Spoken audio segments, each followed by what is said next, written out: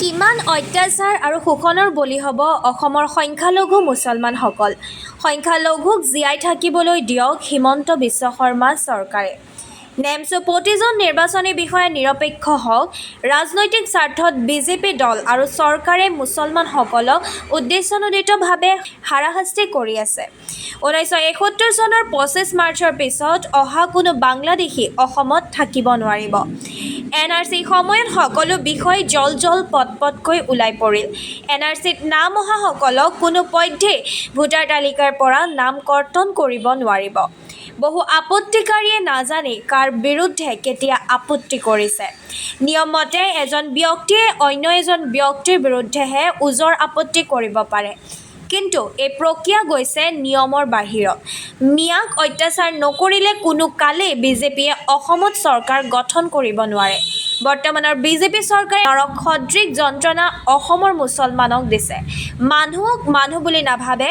বৰ্তমানৰ চৰকাৰে এছাৰৰ নামত সকলো ধৰণৰ অত্যাচাৰ বন্ধ কৰক। এয়াই আমছুৰ শোণিতপুৰ জিলা সমিতি আৰু নেমছো সভাপতি বদৰুল ইছলাম। আজি তেজপুৰৰ কলাভূমি সমীপত আমছুৰ শোণিতপুৰ জিলা সমিতিয়ে দুঘণ্টীয়া ধৰ্মঘট পালন কৰে।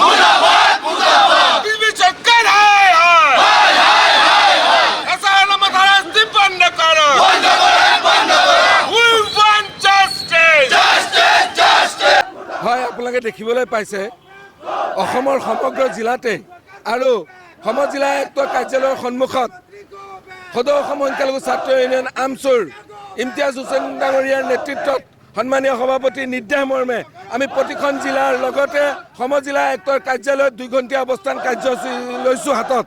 আপোনালোকে গম পাইছে যে এছাৰৰ নামত সংখ্যালঘু ৰাইজৰ ওপৰত যি অত্যাচাৰ চলি আছে, আগনিশা নটিচ প্ৰেৰণ কৰে। কিছুমানৰ আজি হেয়াৰিং আছে, হেয়াৰিঙত আজি ৰাতিপুৱা নটিচ জাৰি কৰি আছে। এনেধৰণৰ বিসংগতিসমূহ দূৰ কৰিব লাগে। এছাৰ নামতে ক্ষুদ্ৰ প্ৰক্ৰিয়াৰে এছাৰ কৰক। আমি চৰকাৰক কৰজোৰে অনুৰোধ কৰিছোঁ। জিলা আয়ুক্ত মহোদয়ৰ জৰিয়তে আমি অৱগত কৰিব বিচাৰিছোঁ, যদি ক্ষুদ্ৰ প্ৰক্ৰিয়াৰে এছাৰ নকৰে তেতিয়াহ'লে আমি উচ্চ আৰু উচ্চতম ন্যায়ালয়ত যাবলৈ আইনী প্ৰক্ৰিয়াৰে আমি